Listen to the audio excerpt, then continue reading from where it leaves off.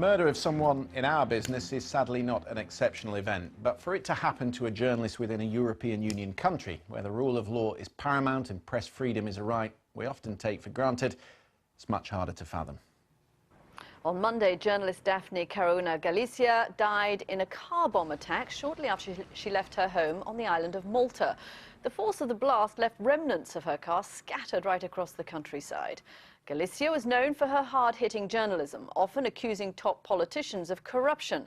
Her son Matthew says his mother was assassinated because she stood between the rule of law and those who sought to violate it. He and his brothers want Malta's Prime Minister to resign. Well, the head of the European Parliament, Antonio Tajani, has called for a full investigation into Daphne Galizia's death, and the Dutch police and the FBI are now helping the Maltese authorities examine what happened. A brief time ago, we spoke with the Maltese Finance Minister, Edward Scicluna.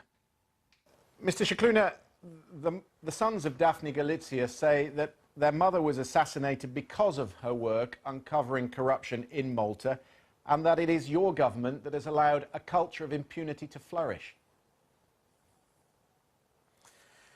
Well, it's very hard to discuss things which are said by a son who's really in pain, who's seen his mother dismembered, and to argue about them.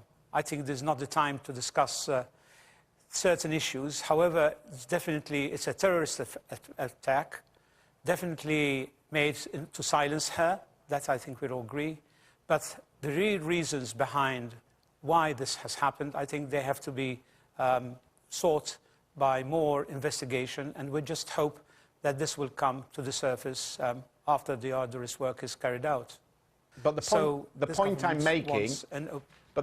making is that it won't be satisfactory to the family just to investigate the crime itself. The crime itself must be linked to what she was investigating, and that's what they want answers to. Yes, I would imagine that when this started surfacing and opening up, I mean, the links and so on would also be found as well. So you have to start somewhere. This is an outrageous act which has shocked so many people, and they want to seek the truth. Of course, one could start pointing fingers before any evidence is found or any clues are found. One can spend the time, but I think this is sheer speculation, and one has to wait and certain things are found. Minister, we are sadly used to journalists being killed in attacks like this around the world, but we're not used to it in a country that's a member of the European Union. You must know how bad this makes Malta look, don't you?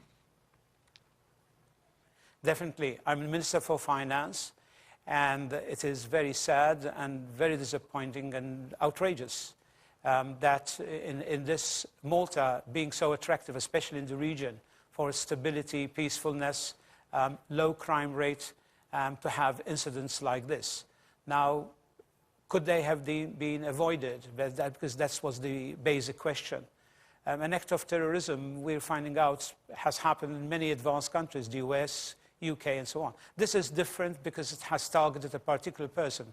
It's more difficult because nobody has his own claimed ownership, and therefore it's much more complicated. However, we just hope that the investigators will come to the bottom of it, and with the help and assistance it's getting, we would right, and to be clear, this doesn't look like other terrorist attacks that we've seen in Europe recently. The Sons are also calling for Prime Minister Muscat to resign. Is he going to do so?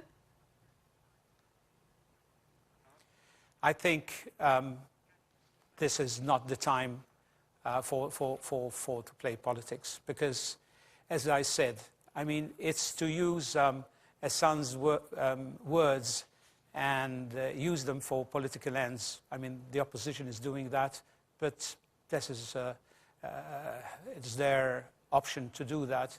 But this government believes in its institutions, and time will tell where this could be coming from. Okay, Minister Scicluna, thank you very much for joining us.